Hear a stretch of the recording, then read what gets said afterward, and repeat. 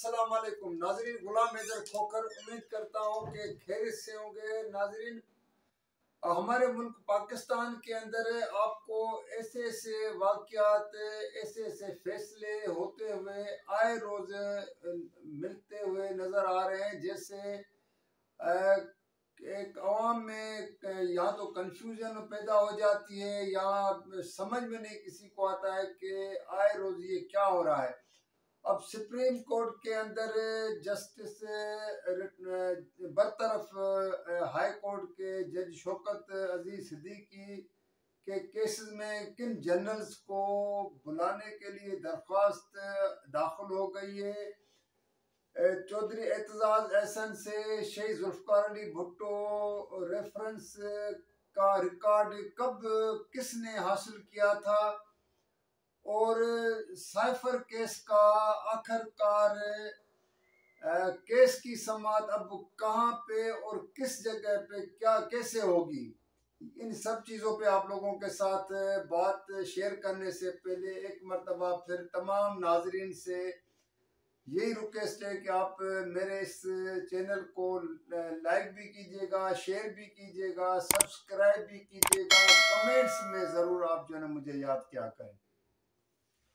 नाज़रीन, आज supreme court के चीफ जस्टिस काजी फाइज ईसा की सरबराही में 5 रुकनी बेंच ने इस्लामाबाद हाई कोर्ट के बरतरफ जस्टिस शौकत अजीज सिद्दीकी की दरख्वास्त की समाअत की। उस दौरान जो वकला ने, शौकत अजीज सिद्दीकी के वकला ने जो दलाइल दिए हैं, फिर जजेस के जो वहाँ पे जो रिमार्क्स आए हैं आर्गूमेंट के दौरान, तो वो हैरान कुन है। और एक मौके पे तो चीफ जस्टिस काजी फाइज ईसा ने रिमार्क्स में कहा कि हम इदारों के खिलाफ कोई बात नहीं सुनना चाहते हैं, लेकिन अगर किसी का कोई इंडिविजुअल कोई किसी का मामला आता है तो उसके लिए आप दरख्वास्त दे दें, जिस पर शौकत अजीज सिद्दीकी की जानिब से उस वक्त के army chief retired general Qamar Javed Bajwa, उस वक्त के ISI के चीफ रिटायर्ड जनरल फैज़ हमीद और दीगर को अदालत में बुलाने के लिए बाज़ाब्ता तौर पर सुप्रीम कोर्ट में दरख्वास्त दाखिल हो चुकी। अब सुप्रीम कोर्ट उसके ऊपर क्या कार्रवाई करता है, लेकिन ये हमारे यहाँ पे पहली मर्तबा इसी तरह हो रहा है कि अब जो जिन फौजी जनरल्स की माजी में अगर कोई मुदाखलत रही है किसी भी हवाले से, जैसे आजकल ये उनके ऊपर इल्ज़ामात लगाए जा रहे हैं अपना शौकत अजीज सिद्दीकी की जानिब से कि उससे अपनी मर्जी के उस वक्त के फौजी जनरल जो है वो फैसले चाहते थे, वो कौन से फैसले थे, उस हवाले से भी काफ़ी चीज़ें डिस्कस हो रही हैं। तो कहने का मकसद है कि यहाँ पे क्या ये सवाल पैदा होता है कि हमारे यहाँ पे अदालतों के सामने चाहे रिटायरी क्यों ना हो जनरल कोई पेश होता है।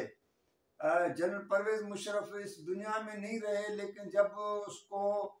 आर्टिकल 6 के तहत जब बुलाया गया था तो वो किस तरह जो है ना अपने घर से हॉस्पिटल में जाके बीमारी का बहाना करके दाखिल हो गए, फिर उसके साथ वो मुल्क से बाहर चले गए और इस दुनिया से चले गए, वफात कर गए, तो अदालतों में पेश नहीं हो सके, जिस पे अदालतों के फैसले भी आ चुके हैं। अब देखना है कि सुप्रीम कोर्ट क्या इन जनरल कमर जावेद बाजवा जो रिटायर आर्मी चीफ है और जनरल फैज़ हमीद जो रिटायर DG/ISI थे, क्या उनको बुलाते हैं। दीगर जो उसमें और भी नाम है, ये सुप्रीम कोर्ट का भी एक बड़ा इम्तिहान है। और क्या अगर नोटिस भी जारी होते हैं तो क्या वो पेश होते हैं, ये सब चीज़ें असल में देखने की बात है। दूसरा नाजरीन, जो मैं आपसे बात इम्पॉर्टेंट शेयर करने जा रहा हूँ वो ये है कि जो शेख जुल्फकार अली भुट्टो के कत्ल का जो सदारती रेफरेंस की समाअत सुप्रीम कोर्ट में हो रही है, 2 दिन पहले हो चुकी है। उस केस में जहाँ तक चौधरी एतजाज एहसन ने वजाहत कर ली है, लेकिन मुझे जो चौधरी एतजाज एहसन के करीबी अहम शख्सियात ने मुझे बताया है कि चौधरी एतजाज हसन जिस दिन ये भुट्टो रेफरेंस की समात शुरू होनी थी, उस दिन वो बाज़ाब्ता तौर पे सुबह को अर्ली उठ के तैयार होके अपनी जो वहाँ पे घर में बैठे रहे कि अब मुझे कितने बजे बुलाया जाता है, कॉल आती है। तो फिर उसको वो जो फिर उसको उसने कहा कि मुझे पार्टी की तरफ से पहले ही कॉल आ चुकी थी कि आप इसमें पेश नहीं होंगे। तो एक तो ये, दूसरा ये है कि ये भी पता चला है कि चौधरी एतजाज हसन से 2017 में उस वक्त जो है फारूक एच नायक ने जाके उससे भुट्टो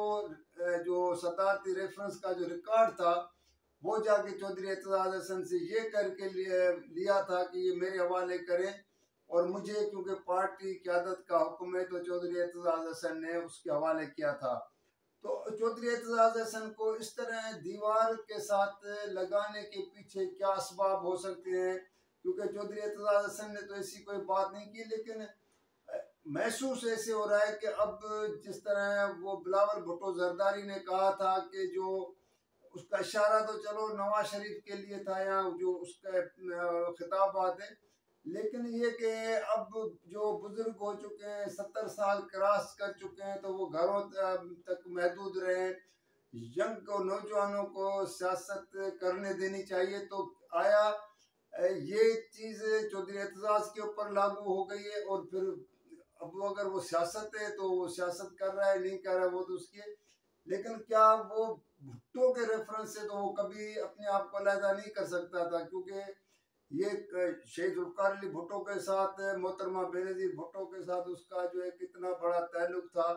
अब वो तो मजीद आगे जाके कहा जा रहा है कि वो किसी मुनासिब वक्त पे वो बात हो सकता कर भी ले, उसके जो करीबी लोग कह रहे हैं, लेकिन उससे रिकॉर्ड उस वक्त ही लिया गया था। तीसरी बात नाजरीन ये है कि साइफर केस की आज जो समात हुई अडियाला जेल में, अब तो ये तय हो चुका है कि तमाम इमरान खान के ऊपर जो भी केसेस हैं, इंक्लूड इलेक्शन कमीशन की जो तौहीन का जो केस है वो भी अडियाला जेल में होगा। तो अब ये है कि अडियाला जेल में इमरान खान की गिरफ्तारी भी होगी, वहाँ पे उसके से जिस इदारे को, जिसको पुलिस को किसी केस में किसी हवाले से उसके साथ तफ्तीश करनी है वो वहाँ होगी, और जो उसके ऊपर केसेस चलने इंक्लूडिंग साइफर केस वो भी अब अडियाला जेल में जज ने, जो स्पेशल कोर्ट के जज हैं, उसने ये फरमाया है कि अब जो साइफर केस की समाअत जो इमरान खान और शामुल कुरैशी के खिलाफ है वो इन कैमरा होगा, इसका मतलब बंद कमरे में होगा जहाँ पे कोई नहीं होगा, और उसकी कोई कवरेज नहीं होगी। जो इस्लामाबाद हाई कोर्ट ने कहा था कि ओपन कोर्ट जेल में होगा, लेकिन ओपन कोर्ट होगी जहाँ पे जो चाहे जा सकते हैं, और ये जो सहाफ़ी है उनको, मीडिया को भी ये एक्सेस होगा मीडिया को भी जाने की इजाज़त। अब ये सब चीज़ें बंद हो चुकी हैं, दरवाजे वो क्लोज हो चुके हैं। अब न तो वहाँ से कोई उसके हवाले से जो केस की कोई रिपोर्टिंग होगी, न कोई उसका अल्फाज शाया होगा कि केस के दौरान बुकला के आर्गूमेंट क्या थे, गवाहानात के जो गवाह थे इमरान खान के खिलाफ सही, लेकिन उनके बयानात क्या थे, मतलब कोई चीज़ बाहर नहीं आएगी, बल्कि ये होगा कि जो एक शीशे की तरह कमरा बनाया गया जहाँ के पर इमरान खान को, शामुल कुरैशी को वहाँ पे पीछे बिठाया जाता है, कि कहा जाता है कि वो धुंधला सा एक कमरा है जिसमें एक शीशा है और दूसरी तरफ जजेस बैठता है, फिर एक और जगह पे शीशा लगा हुआ है जहाँ पे वकला जाके बैठते हैं। अब ये जो है ना, जो मंजर कशी हो रही है, तो इससे तो ये हो रहा है कि इमरान खान को क्या सज़ा हो सकती है। तो ये जो नाज़रीन मैं आप लोगों के साथ बात शेयर करने जा रहा था बेसिकली, तो ये चीज़ जो 3 चीज़ें थी कि इससे हवाले से चीज़ें हैं, और इलेक्शन कमीशन का जो मैंने पहले आप लोगों के साथ बातचीत में कहा था कि इलेक्शन जो हाई कोर्ट का फैसला आया है कि उसमें जो आर ओ और डी आर ओ को मुकर्रर करने के हवाले से उसको केसेस को जो उनको मना किया गया है, बल्कि उसका फैसला को इलेक्शन कमीशन ने जो उनको आर ओ और डी आर ओ जो ब्यूरोक्रेसी से लिए गए थे बेसिकली पंजाब में, तो उस पर पीटीआई की जो इतराज़ात आए थे